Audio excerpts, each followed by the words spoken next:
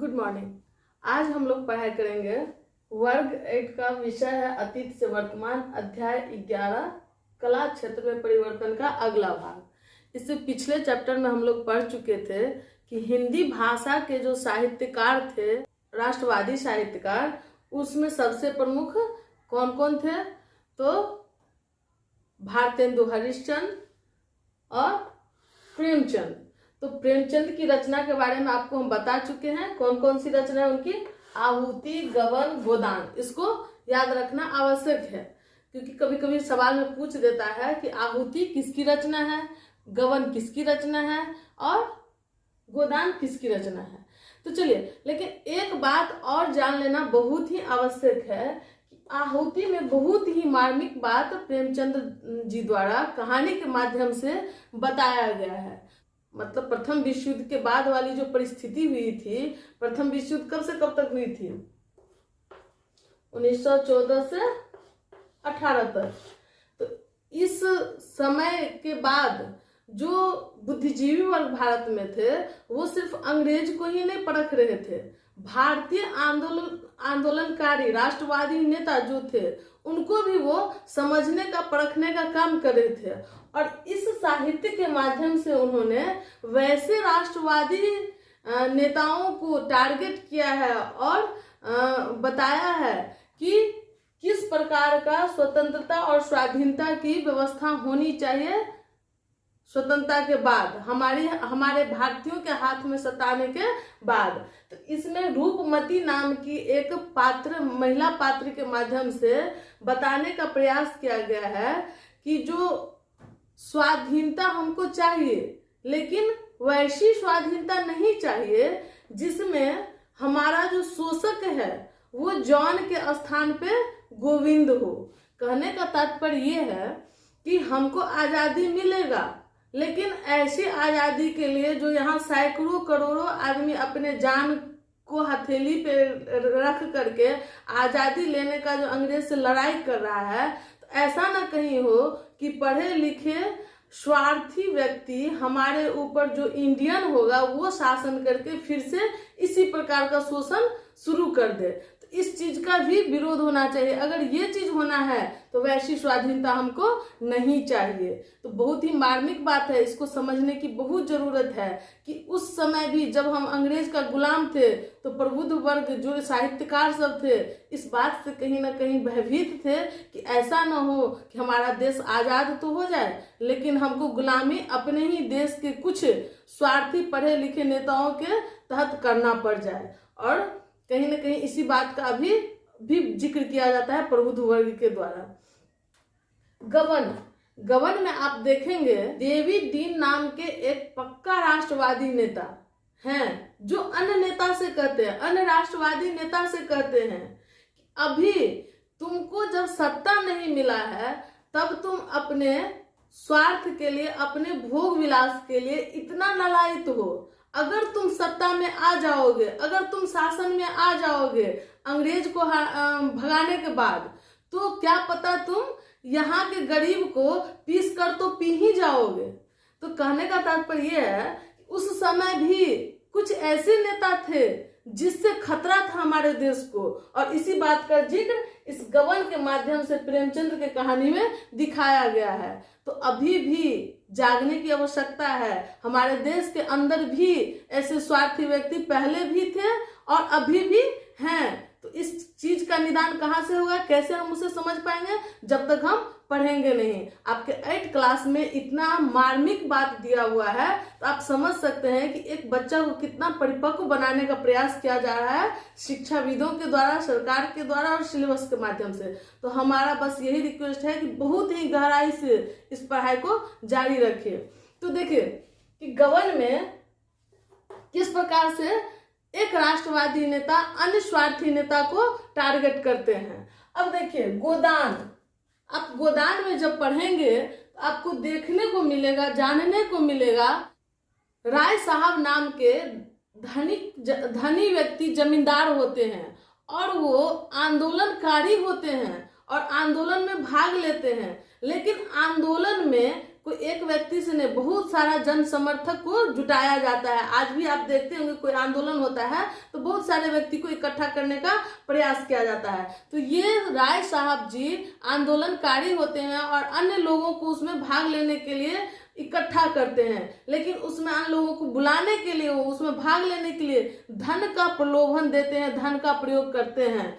तो इससे क्या पता चल रहा है कि ये आंदोलन किस प्रकार है, एक स्वार्थ को उत्पन्न कर रहा है कि आप देश की आजादी के लिए अपने निस्वार्थ भाव से नहीं भाग लीजिए, आपको उस एवज में हम कुछ आपको पैसा देंगे, और पैसा जब ही देंगे तो आपका स्वार्थ वहां से क्या हो जाएगा, धन के प्रति हो जाएगा, नहीं कि देश के आजादी के प्रति, देश के समर्पण के प्रति। तो यहाँ भी एक भ्रष्टाचार का विकास होता है। इस आंदोलन में भी भ्रष्टाचार का विकास को इस गोदान के माध्यम से प्रेमचंद्र जी दिखाए हैं। इसी प्रकार से एक खन्ना नाम के व्यक्ति को दिखाते हैं कि जो आंदोलनकारी होते हैं वो भी आंदोलन में भाग लेते हैं, लेकिन वहां से वो इलीगल तरीका से, बेईमानी तरीका से धन उगाही करने का उस आंदोलन से प्रयास करते हैं। इसी प्रकार से एक ओंकार नाथ नाम के पत्रकार होते हैं जो संपादकीय लिखते हैं। आज भी आप पढ़ते होंगे, जब पेपर मैगजीन ये सब पढ़ते होंगे तो उसमें संपादकीय लिखा रहता है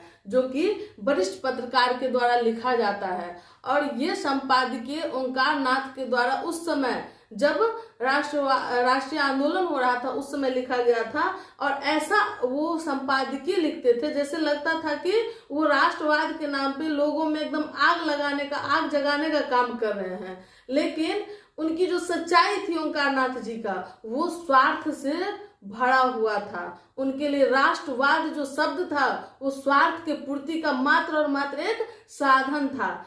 इस तरह के पत्रकार को आप देखिए, इतना चापलूस पत्रकार को, आपको इतिहास इसीलिए जानना चाहिए कि जो पहले घटना घटती थी वो पत्रकार का हो या राष्ट्रवादी आंदोलनकारी नेता का हो या किसी भी प्रकार का घटना हो, उसको आपको बताने का काम करता है, जिससे अभी भी आप अपना दिमाग खोल के रखेंगे और अभी वर्तमान में उसको जोड़ जोड़ के समझने का काम करेंगे। तो देखिए प्रेमचंद्र की कहानी आहुति, गबन, गोदान से हमको राष्ट्रवादी आंदोलन के समय में जो घटनाएं हो रही थी, जो स्वार्थ का उत्पन्न हो, स्वार्थ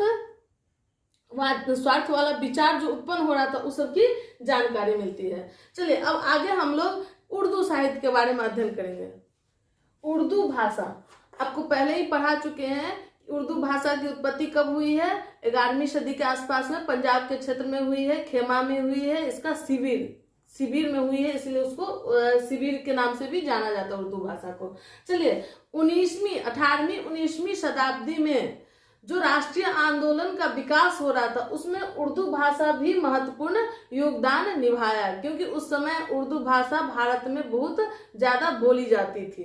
तो क्योंकि आप देखेंगे कि उर्दू भाषा में कुछ शब्द है जिसका प्रयोग प्रत्यक्ष रूप से हिंदी में, डायरेक्टली रूप से हिंदी में होता है। जैसे आप देखेंगे क्या, चाकू एक उर्दू शब्द है, जिंदगी उर्दू शब्द है, जिंदा उर्दू शब्द है, इसका हिंदी दूसरा होता है। चाकू का जैसे हिंदी होता है छोटा छुरी, जिंदगी का जीवन, जिंदा का हिंदी शब्द होता है सजीव। तो इस प्रकार से कुछ ऐसा शब्द उर्दू का है जो डायरेक्ट देवनागरी लिपि में उसको लिखा जाता है और उसे हिंदी का शब्द भी माना जाता है। 1857 के क्रांति में उर्दू में जो अखबार प्रकाशित हुआ था, दिल्ली अखबार, भी काफी क्रांति को आगे बढ़ाने में योगदान निभाया था। आगे आप देखेंगे कि मौलाना अब्दुल कलाम आजाद, जिनकी शिक्षा दिवस, जिनके जन्म दिवस पे मौलाना अब्दुल कलाम आजाद का नाम सुने होंगे आप लोग, जिनके जन्म दिवस के अवसर पे भारत में शिक्षा दिवस की घोषणा की गई है। और इनका जन्म कब हुआ था? इनका जन्म हुआ था 11 नवंबर 1888 में। तो आप देखेंगे कि भारत में राष्ट्रीय शिक्षा दिवस कब मनाया जाता है? 11 नवंबर को मनाया जाता है। इन्हीं का जन्म दिवस है 11 नवंबर। इनकी रचना थी अल हिलाल अल बिलाल। तो पूछता है कि अब्दुल कलाम आजाद का प्रमुख रचना क्या था? तो अल हिलाल और अल बिलाल, ये 2 रचनाएं इनकी प्रमुख है जिसके बारे में ज्यादातर पूछता है। तो आप देखेंगे कि भारत का प्रथम शिक्षा मंत्री कौन थे, तो इन्हीं का नाम आप बताएंगे, मौलाना अब्दुल कलाम आजाद। और किस व्यक्ति के जन्म दिवस को राष्ट्रीय शिक्षा दिवस के रूप में मनाया जाता है, तो मौलाना अब्दुल कलाम आजाद को, क्योंकि यही हमारे देश के प्रथम शिक्षा मंत्री थे।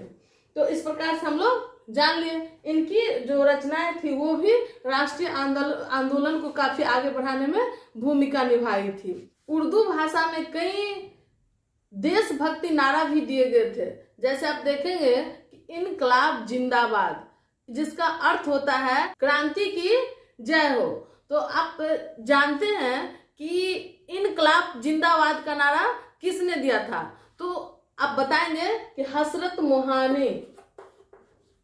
इस बार बीपीएससी के जो TRE 2.0 जो एग्जाम हुआ है टीचर वाला, उसमें यह सवाल पूछा था कि इनकलाब जिंदाबाद का नारा किसके द्वारा दिया गया, तो हसरत मोहानी के द्वारा।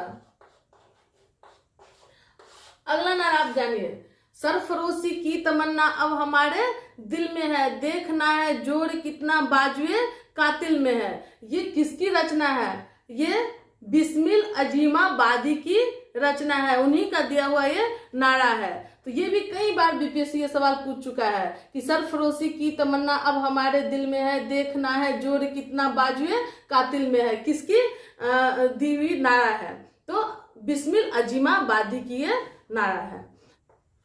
अल्लामा इकबाल, इन्होंने नारा दिया, सारे जहां से अच्छा हिंदुस्तान हमारा, हम बुलबुले हैं इसकी ये गुलिस्तान हमारा। एक लाइन भी प्रयोग कर सकते हैं, सारे जहां से अच्छा हिंदुस्तान हमारा। ये किसका दिया हुआ नारा है, तो ये अल्लामा इकबाल का।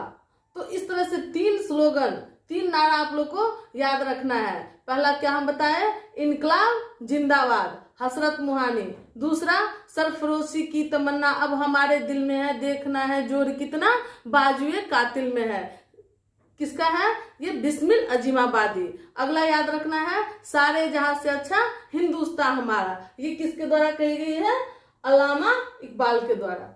चलिए इसी के साथ आज ये पूरा क्लास, ये पूरा चैप्टर खत्म होता है, और इसके आगे अगला टॉपिक में हम लोग इसका कुछ क्वेश्चन आंसर है उसका डिस्कस कर लेंगे। धन्यवाद।